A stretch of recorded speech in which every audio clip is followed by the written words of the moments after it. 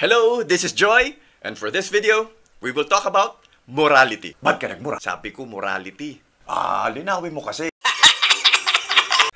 Again, we'll talk about morality on this video. Disclaimer lang, napakahirap na topic nito. Marami ng matalino at magagaling na tao na dihamak kesa sa akin ang nag-discuss nito, pero di pa rin siya malinaw sa lahat. But I will try. Yung mga ideas na sinasabi ko nga pala, hindi ako nakaisip lahat nito. Pero I do a lot of research at sinishare ko sa inyo yung mga best information na alam ko about sa mga topics na to. Kaya, let's get down to it. Get down. Okay, one of the reasons why morality is so confusing is because of the meaning itself. So let's go to the all-powerful, all-knowing Google.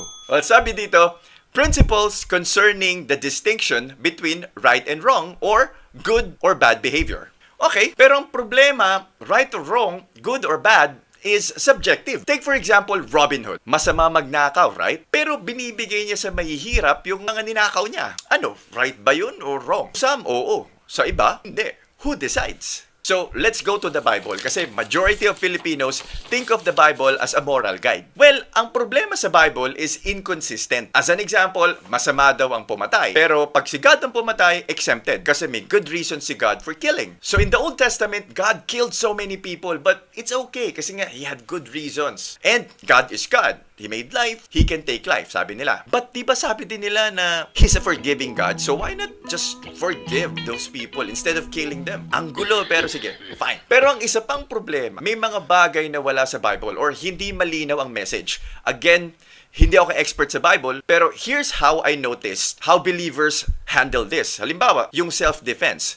Tama ba yun or mali? As per the Bible, ang sagot nila usually magsasabi sila ng isang matalinghagang Bible verse na they will try to connect to it. Or sasabihin nila, pero actually, even without the Bible, alam na natin yan. Hindi mo na kailangan ng Bible dyan. Natural na sa tao na i-defend yung sarili nila. At natural lang na tama yun. Binigyan tayo ni God ng knowledge to know what's right or wrong. So, why do we need the Bible kung sa huli, tayo din pala yung magde-decide sa sarili natin kung anong tama o mali. You see, kaya mahirap maging moral guide ang Bible. Or ano pa mang ancient books or beliefs. Kasi, subject to interpretation. Meron pa, do unto others as you would have done unto you. Sige, sundin natin yan. Gusto ko kinikiliti ako sa tenga eh. Kaya, kikilitiin ko sa tenga lahat kahit sino makasalubong ko. Okay ba sa inyo yun? Hindi okay, di ba? So, ano na ang basihan na gagamitin natin sa morality? Since mahirap ma-define ang morality, let's try to stick to a single action at tignan natin kung anong magandang moral basis to determine what is right or wrong. Okay, morbid pero madali kasi maintindihan to kaya itong gamitin natin. Okay, masama bang pumatay ng tao? Yes, pero well, ang mas tamang sagot is depende, di ba? Gaya nga ng sinabi ko kanina, paano kung self-defense? Paano kung unintentional, aksidente? Or let's say necessity, mercy killing.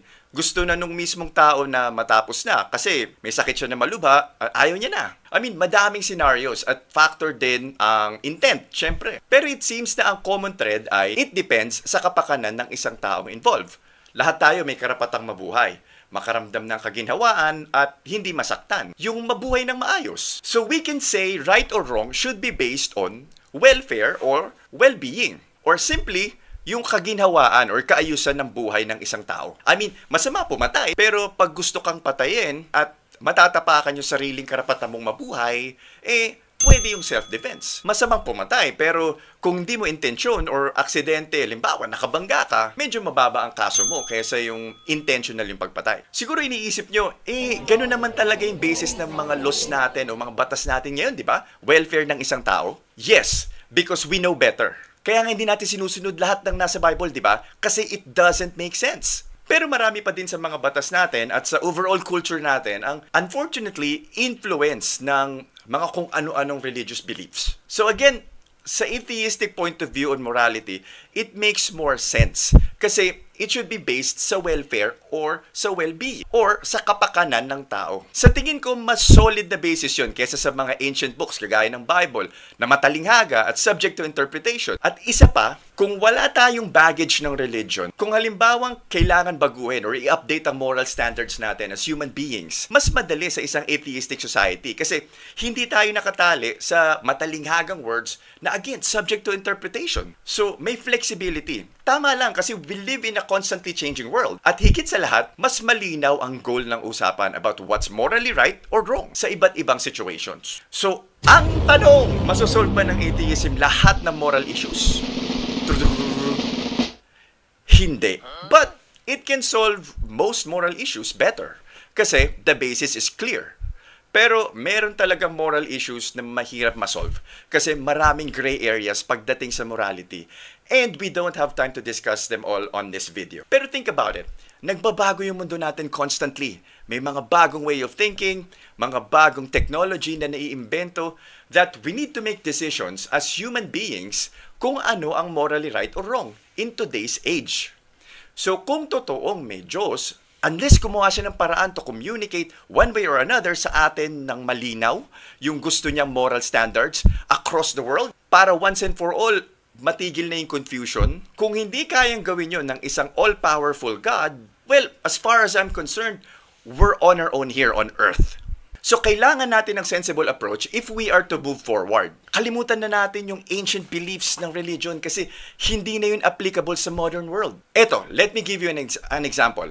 Since the invention of the self-driving cars, may mga bagong ethical and moral issues that are being debated. Kasi yung mga engineers are programming the AI of the self-driving car on how it's going to react. Let's say, in a situation na halimbawa, nawalan ng brake yung self-driving car, tapos may dalawang tumatawid.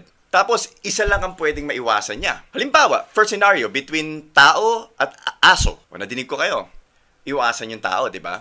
Nadinig ko kayo. Makes sense, di ba? Madali. Paano kung second scenario? Halimbawa, between dalawang tao. Isang matanda versus isang bata. Medyo mahirap na, di ba? Some will say yung bata. Mas marami pa daw kasing taon mabubuhay yung bata. At malay mo, maging future scientist, makahanap ng cure for cancer, or maybe future president yung bata na yun. So yung bata na lang iwasan. Eh paano kung yung matanda ay owner pala ng isang factory na merong 200 na pamilyadong employees na umaasa sa kanya? Now, who's better to save now? What's morally correct? Well, I don't know the answer. Siguro type nyo yung moral machines in Google if you want to know more about this topic. Napaka-interesting nito at marami pang iba't ibang scenarios doon. Now, to end this, for me, let's get rid of the baggage of religion. Hindi na natin kailangan yan sa panahon ngayon. Ang laki na ng in-improve natin as a species in figuring out what's best for us humans. Generally, most parts of the world, peaceful na, di ba? And let's hope it remains that way. Ang tagal na ng huling World War kasi na-realize natin na hindi okay yung nagpapatayan tayo. Nabuo yung mga treaties, yung mga alliances to prevent this. At ito ay because of us humans realizing what's best for us. And not because of an outdated, cryptic holy book. Hopefully, at moving forward, ma-eliminate na natin yung baggage ng religion as much as possible. So we can talk about other issues like abortion, population control, at marami pang iba. So we can talk about it more objectively at base sa realidad.